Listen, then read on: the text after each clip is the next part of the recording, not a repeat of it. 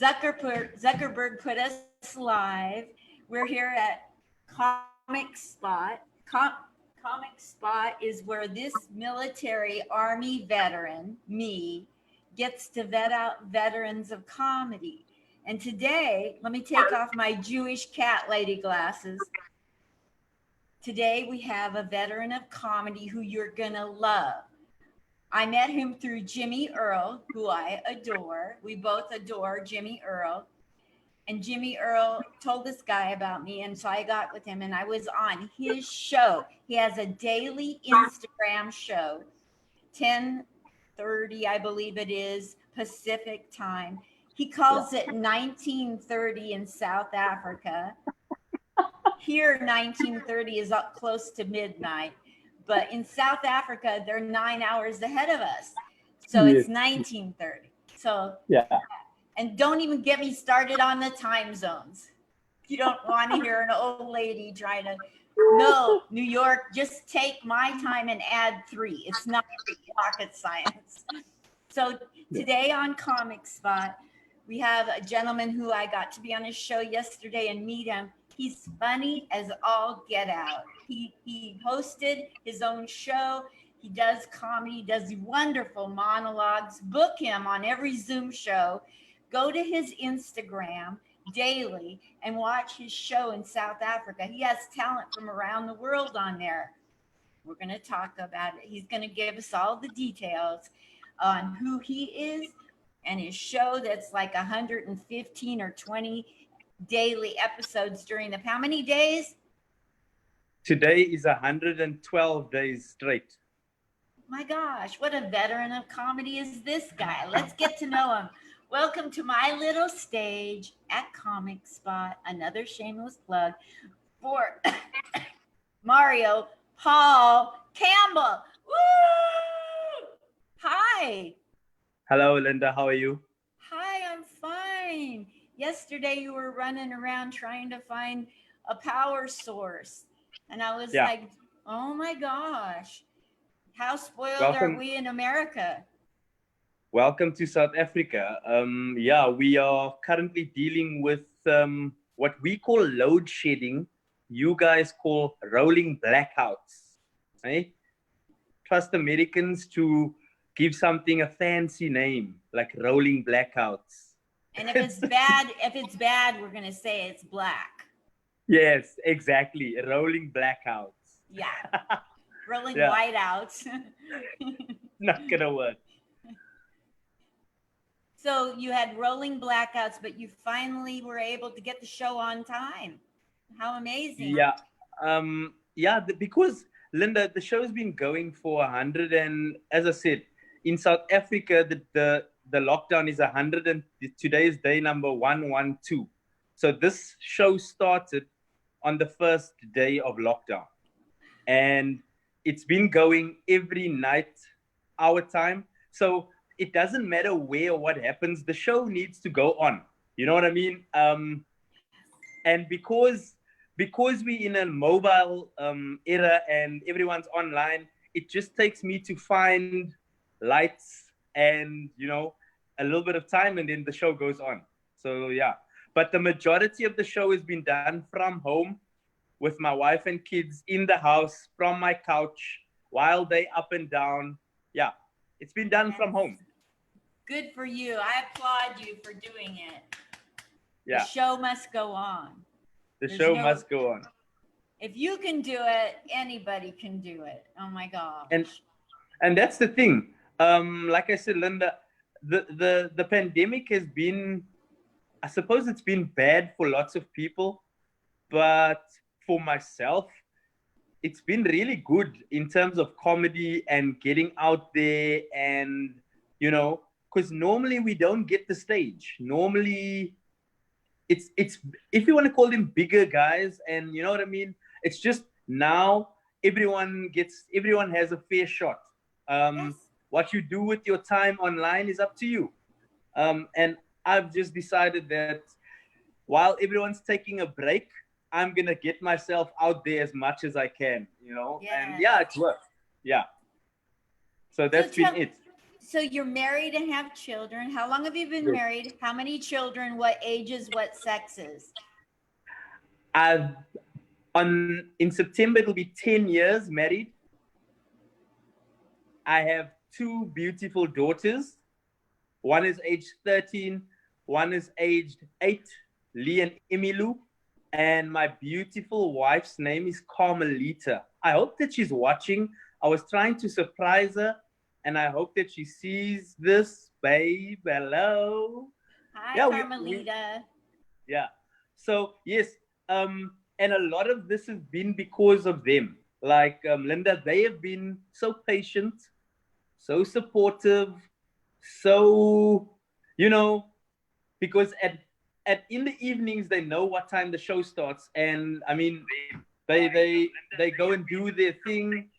They go to the room, they give me my time, and it's a lot of time, but they sacrifice a lot. Without them I wouldn't be able to do this, really. Yeah, that's my family. They're the ones that are rooting me on. Wonderful. That's so great. Yeah. Now, your daughters, what kind of special interests do they have when they're not in school?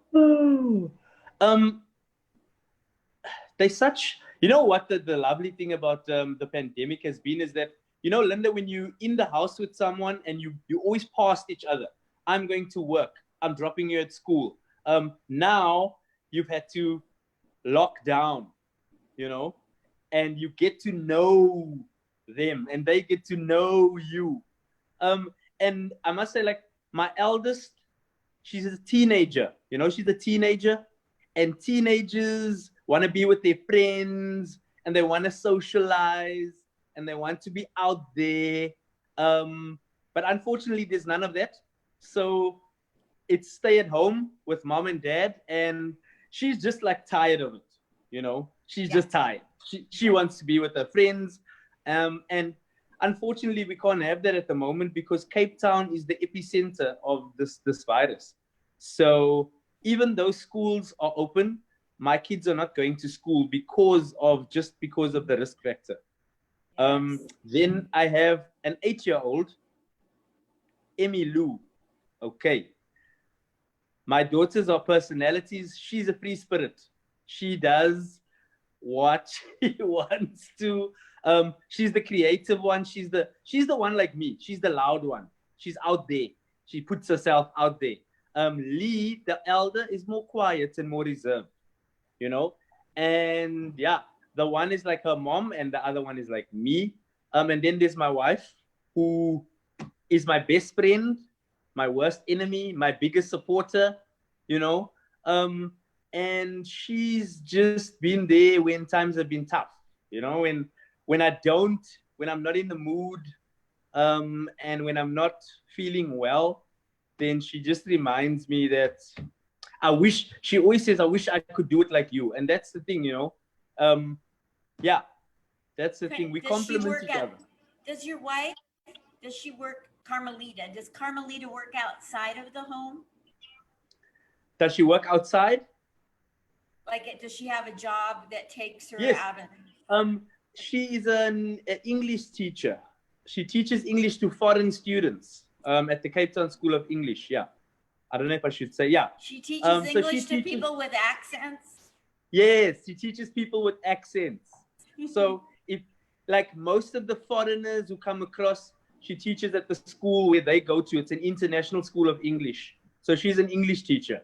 Wonderful. So Sorry. Yeah, she corrects me when my jokes are broken English. She corrects me and makes sure that my English is correct. She takes out the funny out of your punchlines. Just kidding. Just kidding. Yeah. So what about you? Do you have a day job besides all that you're doing for comedy? Yes, I do have a day job. Unfortunately, yeah, we got to do as much as we can, I have a day job. I work at the airport. I work in car rental. Okay. What is that? Car rental. Have you not rented a car before, Linda? Car rental. Yes. I work in car rental. Wow. Yeah. That's amazing. Yeah, I'm the guy when you return the car, I'm the guy that says there's a scratch on the car. Where does that scratch come from? Hey? Do you do that And with yeah, your that's wife? me. Do you do that with your wife when she comes home? No, she does that with me. She does that with me. She checks me. Yeah. But yeah, I check. That's my job during the day. Just basically upsetting people who do not want to be bothered. That's what I do. I just accuse and just say, yeah, you did this or you scratched the car. So yeah, that's what I do. Wow. Okay, so when did you find out you were funny? How young were you when you were making people laugh? Linda, this is a funny story because I believe if you've always had a sense of humor, um, but people have just laughed at your jokes for free all your life. You know, just for most of my life, people laughed at my jokes for free. And there came a time when I thought, I wonder if I should nurture this thing, how it can. And because I used to do a lot of public speaking, I used to do a lot of presenting of courses, so I had the stage to be funny, make a joke, but I actually only started stand-up comedy a year ago. Like Wow. a year ago. Like, and the thing is, I took the conscious step of, okay, I'm gonna do stand-up comedy. When you're presenting a course, public speaking is very different because they're not really there to laugh. With stand-up comedy, they're there to laugh. So, yeah, that has been, and like with many things, I just threw myself head into it. And then I just started every night on stage, chasing stage time. I want the stage. I want the stage. And yeah, I haven't looked back since. So I have two questions because I have to keep these interviews short because of money. Okay. Okay. Number one, what are some stupid things Americans think about South Africa that are not true? Okay, guys, the first thing, okay, we are not in the middle of the bush, like in around us a campfire somewhere with lions hunting and spears. And no, we have housing, we have roads, we have streets, we have infrastructure. Okay. We have connectivity, we have cell phones, guys. We've got cell phones. Okay. Another thing, Americans, all right, when you are in South Africa, okay, don't speak to us like we don't understand English. Okay. We understand English. Just speak it. Speak English. Okay. The English invented the language, so don't you speak to us like we don't know what we're speaking about. That's it. Those are my two things. Oh my gosh. And the last thing I want you to tell me is when you started doing comedy, how afraid were you at first? And what all has happened and where can we find you on the internet? Like first time to today. First time, Linda, I hope, and I say it every time, if there is someone out there who has a recording of my first time, please delete it. Delete it. Okay? Don't delete it. I swear. Okay? Seriously, like the first time compared to now, the first time was the most scariest thing I've ever done. And I live in South Africa. So just imagine, it was the most terrifying thing ever, but I knew it was for me when, sometimes, Linda, when you just bomb on stage and like it just doesn't work, your feeling is either I'm gonna run scared or I'm going back onto stage to sort it out. And after that first time, my first time was terrible. Like for me, it was horrible. But I knew after that, I've got it. That's not going to be the last time. I'm not ending like that. And yeah, like with anything else, practice, practice, practice, practice, practice, practice. And I just hit the stage hard, and yeah, the Mario you see now is not the Mario you would see on that first time, guys. No, no, no, no, no. But yeah, that's it. So Um, I'll, tell us in closing, please. I mean, you're coming from South Africa. What a gift! Thank you so much for being here, and like figuring out what time you need to be here isn't yeah, easy.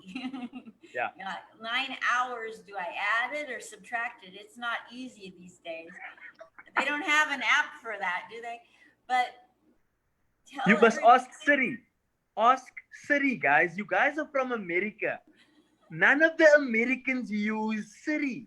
Use Siri. Ask Siri. You guys do everything else. Just ask Siri. That's it. So tell us where to find you on the internet, because people are going to love you and want to follow you and help you. Okay. On Instagram, Super Mario Comic. Okay. On Facebook, Super Mario Comic, my page. On Twitter, Super Mario Comic. My show that I run is called Laughter on Lockdown SA, South Africa. If you follow Super Mario Comic, everything is in the bio. Follow me, guys. Join the show on Instagram. You guys will love it, honestly. 10:30 every day, Pacific time in California. So that for you New Yorkers, add 3 hours always. It never changes. Yeah. Maybe it But does. thanks so much. Thanks so you much for having me, Linda. Oh I my appreciate God, it. I'm so glad to know you and call you a friend in comedy now. And Definitely. now, so Super Mario, I have to tell you that now that you've graduated and you were an alumni officially of the comic spot, like Sinbad, Yay! Yes. you're on his Yes, level. So then now that you've done that, you get to come back anytime you want and plug something for 5 minutes a month. Tell me, okay, August, I'm coming on for 5 to plug whatever it is Yes. you're doing with comedy. Yes, Linda, that is amazing. Thank you so much. I'm your You girl. don't know. That is more amazing than anything else. I will let you know when I'm going to plug something. This Saturday on my show, I have a stand-up comedy showdown. Showdown with comedians. They can win money, guys. They're gonna win money.